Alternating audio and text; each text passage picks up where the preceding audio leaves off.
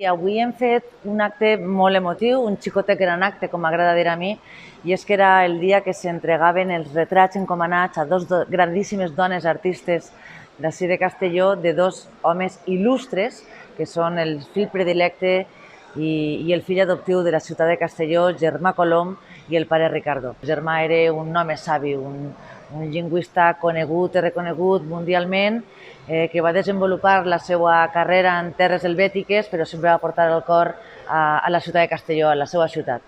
Ell va defensar sempre el nostre lèxic, la nostra cultura i la seva llengua pròpia, que és la nostra, i va lluitar per ella.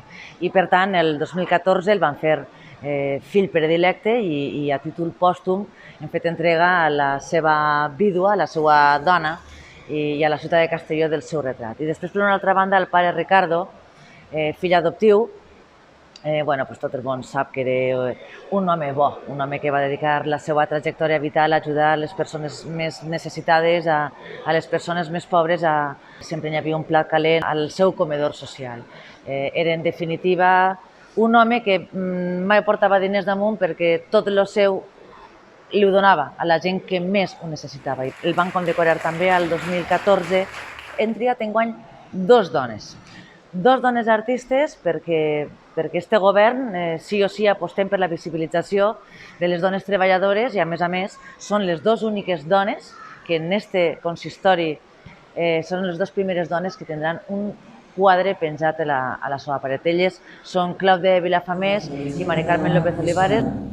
Quan vaig rebre l'encàrrec de pintar el retrat de Germà Colom, em van dir que volien que fos una obra diferent, una obra actual. I hi havia una foto que és que Germà Colom estava en una biblioteca i és la que li se ve millor la seva cara, que és el que jo volia treure. Va ser el procés un poc difícil d'acoplar el que era la fotografia a la meva forma de pintar, que és simplificar molt les coses, una pintura realista i en uns fondos sempre grisos. També volia incorporar alguna cosa de la seva obra. I aleshores me vaig estar documentant-me sobre la seva obra i del llibre Vocabulari castellonenc vaig agafar unes paraules que es diuen en Vilafamés i en Castelló. I al ser un retrat realista té que anar tot el detall molt ben fet. I per mi ha sigut una de les coses més importants, per supost, que he fet.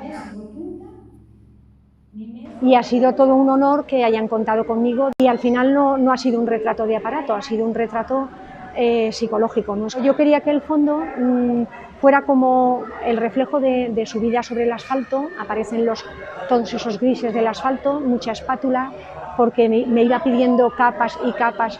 Era como si el padre Ricardo me fuera diciendo, aquí más capas, aquí menos. En conjunto, pues estoy bastante satisfecha. Durante 3 meses lo disfruté muchísimo y cuando se acabó el retrato me quedé un poco vacía. És un dia molt especial, apostant sempre per les dones, comptant amb dues persones que són entranyables, inoblidables, insubstituïbles per la ciutat de Castelló, i ha sigut un acte molt bonic.